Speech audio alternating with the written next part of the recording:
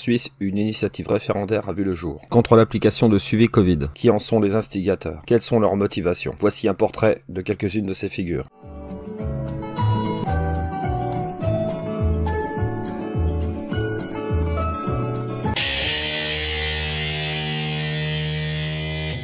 Voici Jean-Luc Ador, élu UDC du Valais.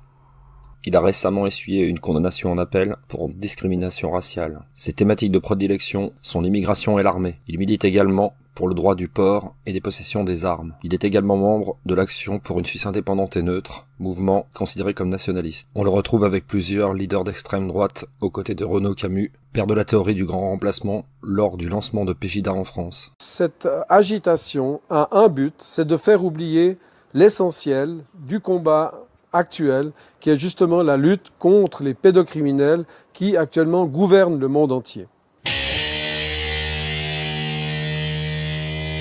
François de Siebenthal ne croit pas à la pandémie. Pour lui, le Covid-19 est un complot, orchestré par les élites pédocriminelles qui dirigent le monde. Durant la période de confinement, il a multiplié les vidéos conspirationnistes dans ce sens. Membre d'Appel au peuple, même s'il s'agit de cas psychiatriques extrêmes. Il défend également et publiquement sur les réseaux sociaux plusieurs personnes qui ont été condamnées, notamment pour tentative de rapt d'enfants en bande organisée. Il n'hésite pas à se rapprocher des personnalités qui ont les mêmes valeurs, entre autres des milieux identitaires et nationalistes suisses.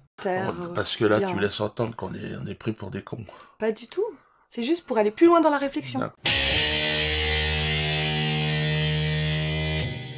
Tant qu'elle brille, Chloé n'a aucun complexe à afficher un symbole antisémite et son prix de la honte. Épousant la cause des Gilets jaunes, elle ne tarde pas à se joindre aux différentes figures qui n'ont aucun problème à côtoyer la fachosphère française. Clairement, les sœurs Aléens, d'où sa dérive vers les milieux de la santé alternative, liée elle-même à différents milieux complotistes. Comme la plupart de ses amis, elle défend un criminel condamné.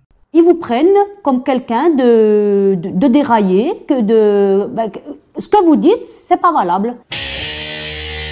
Amina n'est pas déraillée, c'est juste un aspirateur à complot qui passe sa journée sur les réseaux sociaux à hurler à la censure avec ses multiples comptes qu'elle utilise pour s'adonner à sa passion. L'appel au meurtre des élus et même l'appel au meurtre de ses compatriotes qu'elle ne juge pas assez réveillés, sachant qu'elle faisait partie de la liste électorale d'Annick Tiburcio. D'une vulgarité sans fin, elle souhaite garder vos enfants. La question est, en signant cette pétition, êtes-vous prêt à donner vos données à ces gens-là plutôt qu'à l'État qui vous a vu naître et grandir et qui vous offre un certain nombre de garanties par rapport au traitement de vos données? Pourquoi veulent-ils interdire à vous, alors que s'ils souhaitent se protéger, il suffit tout simplement pour eux de s'acheter un Nokia 3310 pour protéger leurs données.